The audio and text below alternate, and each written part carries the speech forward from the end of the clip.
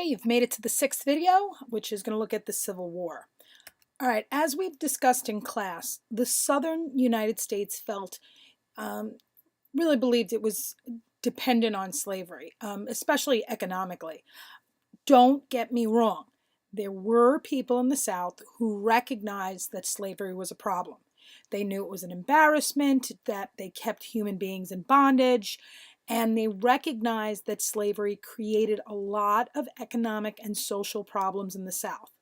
Okay, it's not that everybody said that, but that was still the minority opinion.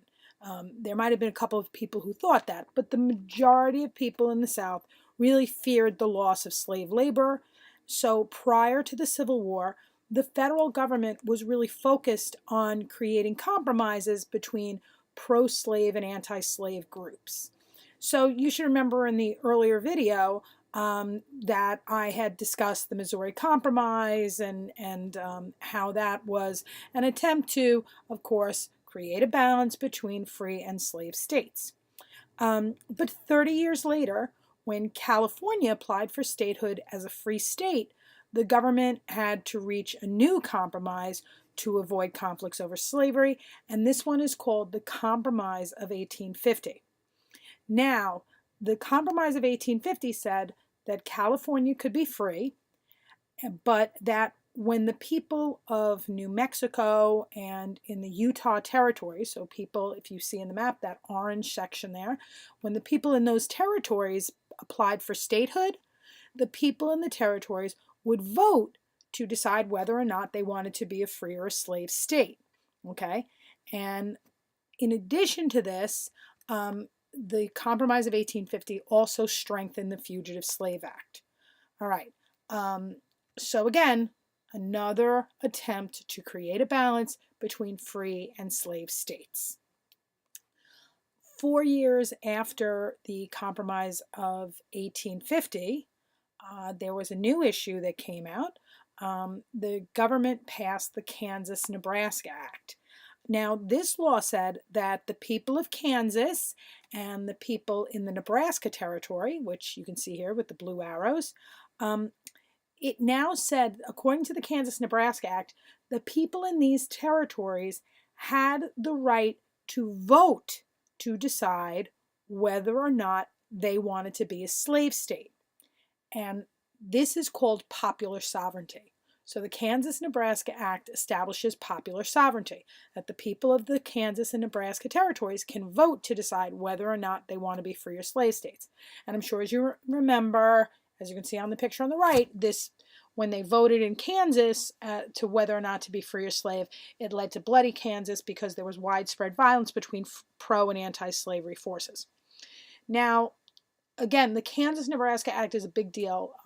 The idea of popular sovereignty is a big deal, but also it's a big deal because the Kansas-Nebraska Act overrules, it basically invalidates or ends the Missouri Compromise. As you can see on the map on the left, you see the red circle. The Kansas and Nebraska territories are above the 3630 line.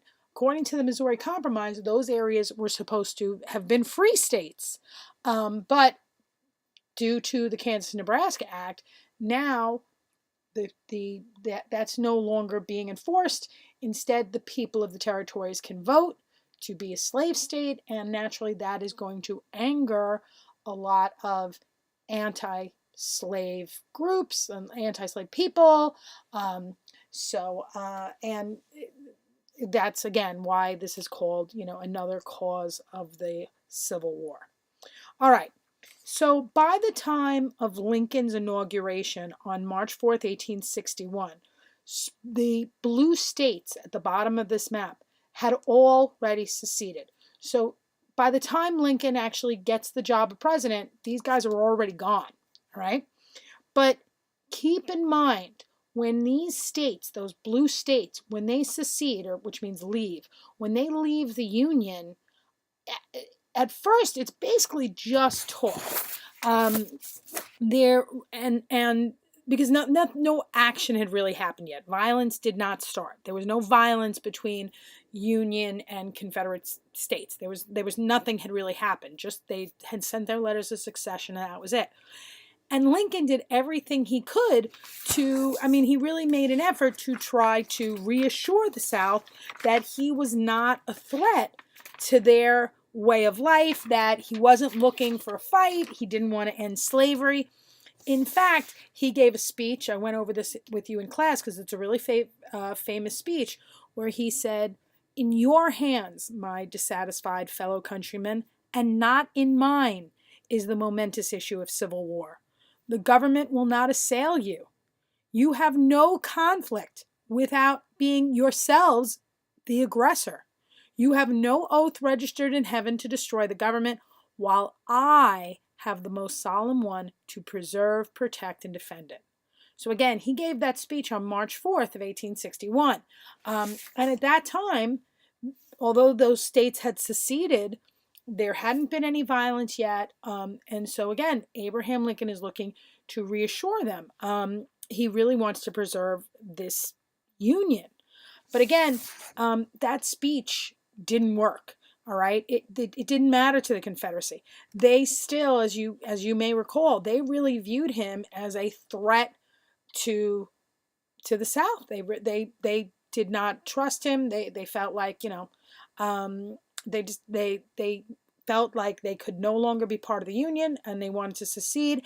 And so a month after Lincoln delivered that speech, hostilities began at the Battle of Fort Sumter in Charleston Harbor. That was in April of 1861. So after that speech, that's when you have the battle at Fort Sumter. And as you can recall, after that Battle of Fort Sumter, that's when that second group of states, so on this on the map on the right, you can see those are those states in gray. Those states, which include those are Virginia, Arkansas, Tennessee, North Carolina, they voted to leave the Union and join the Confederacy. And that's really, it's after the Battle of Fort Sumter that the Civil War, or the violence and the battles and things like that really begin.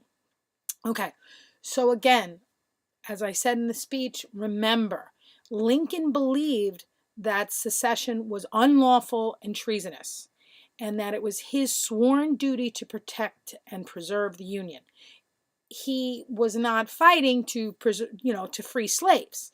Okay, it was the Confederate States. They were the ones who argued they had the right to secede. They just wanted to walk away. They felt like no one should stop them. And the fact that Lincoln was ready to fight to keep them in the Union, it's that disagreement, this constitutional controversy that led to the start of the Civil War. According to the Confederacy, the Constitution allowed the people of the South to leave the Union if they so choose. And Lincoln said, no, you don't have the right to leave. I must do everything in my power, including using force, to make you stay. All right? And that is what leads to the Civil War. All right? And with that, you are all done with this video.